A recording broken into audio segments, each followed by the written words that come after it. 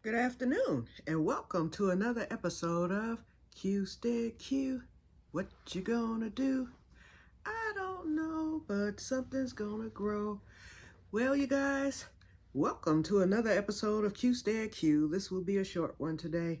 I just called to give y'all the latest pawpaw report, okay? It ain't over. It has been dreary for the past 2 days. This whole week is supposed to be dreary, cold. The leaves are turning. They're turning fast too. My backyard is full of leaves. It's just a nightmare. It's been raining and all this stuff. I was planning to go fishing today. I woke up at 8 o'clock this morning, so I got on up. I was getting ready to start getting ready at 10 o'clock so that I could be there by 11 or 12, and it started pouring down. And it poured down for 2 hours straight, my assumption is, because I ended up going to sleep, going back to sleep, and I woke up at 2. And when I woke up at 2, it was still sprinkling and the ground was sopping wet. So it stopped right around that time. So that was it. So here I am. Okay. So I'm going to try it again tomorrow. I called JD because he's been going quite a bit, and it turns out he did not go on today, but he said he'll be there one day this week. I don't know if it'll be tomorrow. Because he uses his fishing almanac to determine his fishing days. And the almanac said that it would be a better fishing time later this week. But like I told him, Thursday is 80% chance of rain. It's supposed to be a washout. Tomorrow is 50%, so it could still rain tomorrow. Today was 70%, so I kind of figured something would happen. Just like yesterday, it rained most of the day yesterday. And then, let's see, Wednesday is, I think, 50% again. So I said, the moment I can go, I'm going to go. Now, it's not raining now, so when I did get up at 2, I guess I could have gone, but I was like, people will be getting off of work by 3, and I didn't feel like dealing with those who were coming to they're putting their boats up for the season, so the boat storage people are meeting them there on the lake. And because there's a boat storage place, y'all see where I fish in between those boats, right where I fish, that's a boat storage place. So the people meet the boater, and then they're working on the dock trying to get the boats out of the way. And usually they don't start until after 3 or 4. So I don't want to be in the way and all that stuff. And I definitely don't want them in my way. So I would rather go early in the day and then be out of there by 3 o'clock. Okay. So anyway, next, the pawpaw report. Okay, let me get the magoos. I'm going to read it to you. Well, I'll show you a photo and then I'll read it to you, what it says. It says, pawpaw fruit trees will be offered for sale for a second and final time this year on September the 27th at Royal Oaks Farmers Market. You can see it's a long post here. But I'm not going to read all of it. I'm just going to, because it talks about pawpaws. But this is what it says. Please note that fruit was sold out by 9:10 a.m. on last Saturday. Yep. It was, because I noticed that the line had just kind of left out of the blue. Remember, it was a lot of people behind me. All those folks did not get pawpaws on Saturday. I'm surprised she even gave me those 2 free ones, considering they were getting ready to sell out. She may not have known because she and Greg were working the pawpaw line. Okay, so it was sold out by 9:10, and I got up there. It was about 8 something, because let's see, I got there at about 8. It might have been around 8:30 when I got in line, and I waited in that line at least 10 minutes. And then, I left, and so they sold out right after that. It says, we apologize to anyone who wanted fruit but arrived after it sold out.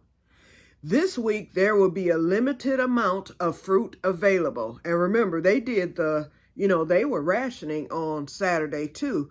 So they didn't bring it all, but people were limited to buying only 10 at a time. So most people were doing that. So that's why it sold out. Okay. And then some people, I'm almost certain, that after they bought their little limit, they probably came and got right back in that line and bought again. Okay, it says this week there will be a limited amount of fruit available, so best arrive early if you want to be sure to get pawpaws. Although I will be going one last time this week, I'm not going for pawpaws. Now, if I happen to see them and like I caught them this week and the line is short, I'll have some cash ready and I will go and get some then because Sherry now wants some pawpaw. I'm like, listen, you missed out, sister. But if I'm able to get one, I'm not counting on it. And I'm not really too thrilled. You know, I'll get there at the same time. I'm not going to be there at no 7 when that line's out the door and all the way to the street. No way. It says sales will begin at 7 a.m. sharp. This week, Mark Statler, this is why I'm going to the for the pawpaw thing. This is the reason why. Mark Statler of Valley View Woodlands Farm will be at the market for the first hour or so. Oh, so he'll be gone by 8, so maybe I should get there at 7. Mark works with Oakland OSU, and I don't know what OSU is. That sounds like Oklahoma State University, on pawpaw research and cooperates with KSU, yep, that would be Kansas State University, for field trials of their breeding and selection of new varieties. He is a wealth of knowledge regarding pawpaws and happy to discuss growing techniques. Of course, the best way to ensure you get fruit is to plant your own trees. Pawpaw seed starting instructions offer you the chance to grow this tasty native fruit right here in Michigan. If you want to get a head start growing your own grafted varieties, will also be offered. Peterson and KSU varieties will be available, as well as varieties selected from the wild in Michigan and several heirloom varieties, so you can grow this delicious native fruit in your own yard. This is the optimum time of the year to plant a pawpaw tree. And remember, the best time to plant a pawpaw tree was 10 years ago. The next best time is today. And then it has the fruit facts. So I'm not going to read all that because that's a whole nother 2 paragraphs. So they did the picture here. So I look forward to, that's what I want to do just for the class, you know, not the class, but the guy who's going to be there speaking about pawpaws and whatnot. Okay. And so, wait a minute, there's lots of comments here today. I won't even read them. But believe me, they're ready, because a lot of them was like, I didn't get any, and this, that, and the other. So they're talking about it. Now, another thing that I noticed too, because someone on the comments said, there was somebody else there selling pawpaws. Yes, it was. The Cipollini man. I meant to tell y'all that. Cipollini man had tubs of pawpaw that he was offering for top dollar, okay? I think he wanted $20 a tub, and that tub only held like 4 pawpaws.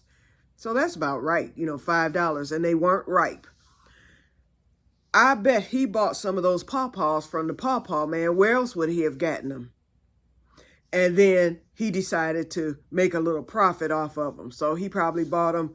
You know, I'm quite sure the staff and the vendors have first choice of pawpaws when the pawpaw man arrives. Because, see, they all arrived like at 6 something in the morning. Because remember that time I went to the farmer's market to be there at opening at 7? And I got there at about 6:30, and they were already in there. And they let me come in and start. You know, I was the first one in there. And so I was kind of shocked about that. I forget why I did that. But I had filmed that day, too, I believe. Or that might have been the day I messed up that film. But anyway, nevertheless, so that's the deal with the pawpaw. So, but the reason why I'm going, not only to meet the expert, or hopefully meet the expert, and then that will help me to decide whether or not I want to buy a tree, because I will have the money to do that this week because I get paid on Thursday. So I might do it, you know, but I need help digging the tree and all that. So I don't know if I want to. Well, if I buy a baby, now I don't want to buy a baby. If I buy any tree, it would have to be at least a toddler. I don't want the little baby. I want the toddler. And I would like to put it in my front yard because I had 2 trees in my front yard that had been cut down. And so I have the indentation in the grass area. You can't really tell, but it's there, you know, especially if you walk out there. And so although I can't put the tree, well, actually I could because they brought the trees that were there up by the roots. So there's no root there. It's just an indentation that needs to be probably filled in, backfilled with some soil. And that one area where I have that, grass will not grow there. I have thrown seed and thrown seed and thrown seed. Grass will not come up in that area. That's why you have always seen that thing there. You know, my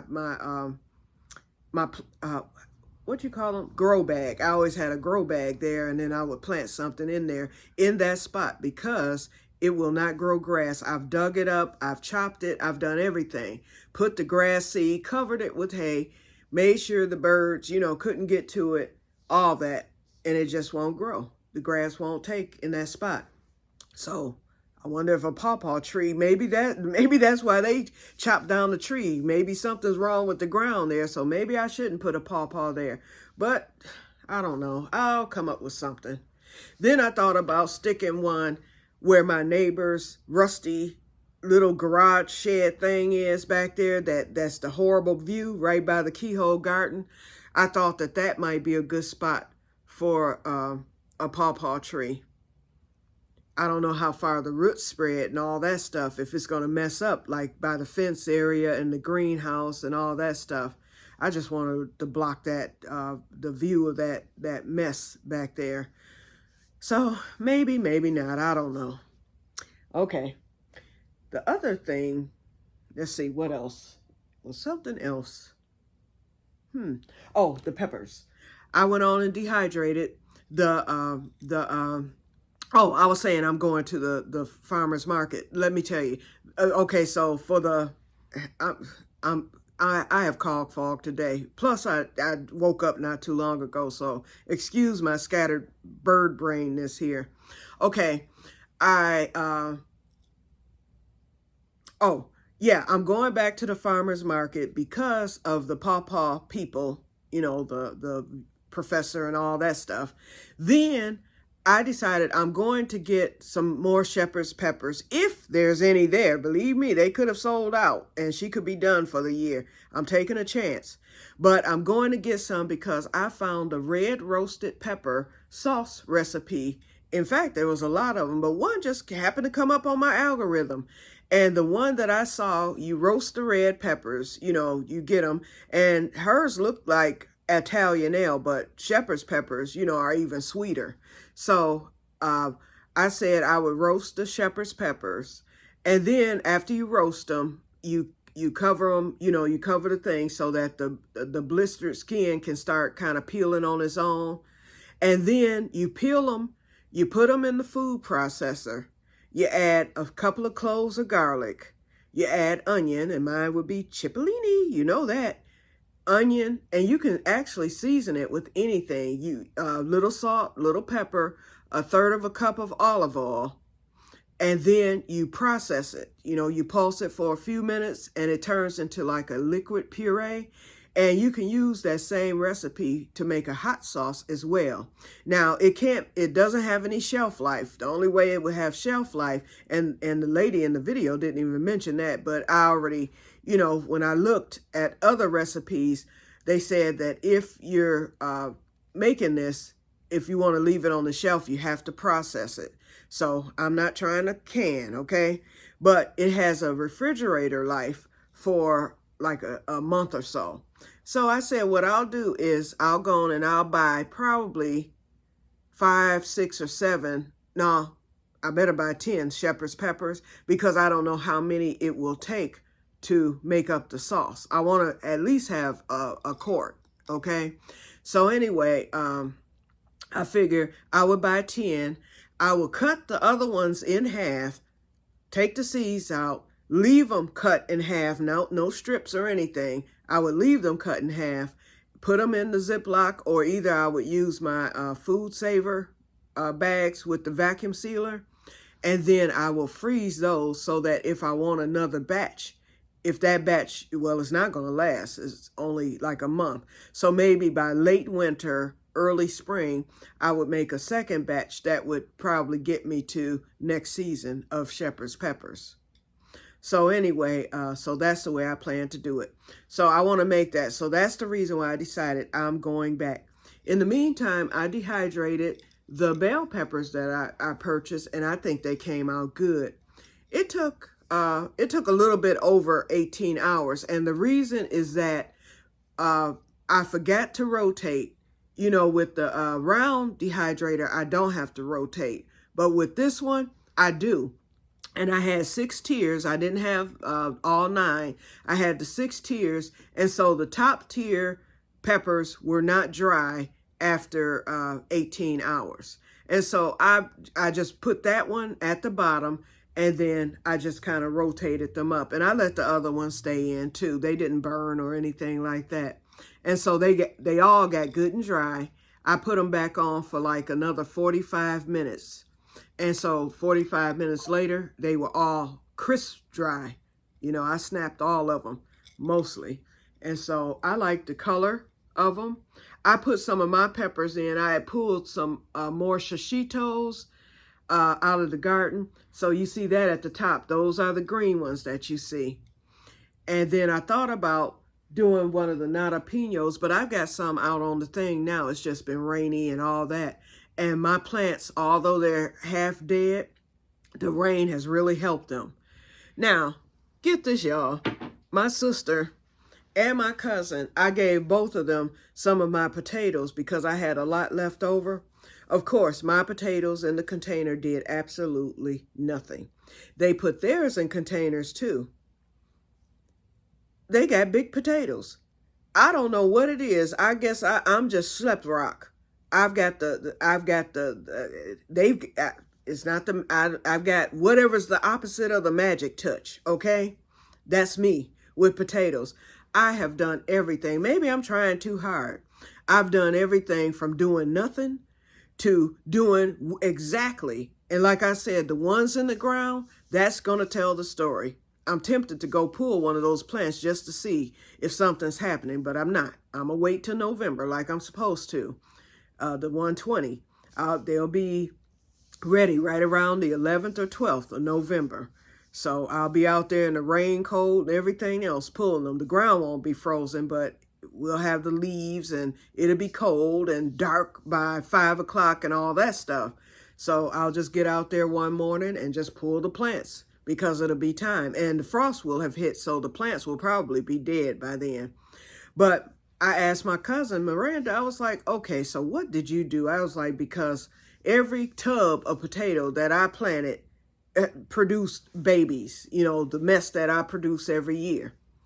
She said, I just put them in there. She was like, I just watered them every day. She's like, and then when they died back, she's like, I let them sit for 2 weeks and I did nothing to them then. And I have potatoes bigger than my hand. Nice potatoes from the same batch that I did. Sherry, same thing. She planted in one of those little, because I gave her one of those little things I had bought at the DT store. Sherry has potatoes. I'm like, why is it everybody gets them but me? And Sherry didn't, I didn't give her any, did I give her fertilizer for hers? No, she never came and got it. She never came and got it. Sherry got her fertilizer like 2 weeks ago when she brought that cotton plant. And I gave her some because she wanted to try to push her watermelon plant along. So that thing, it's history. It didn't make it. But anyway, other than that, she didn't fertilize either.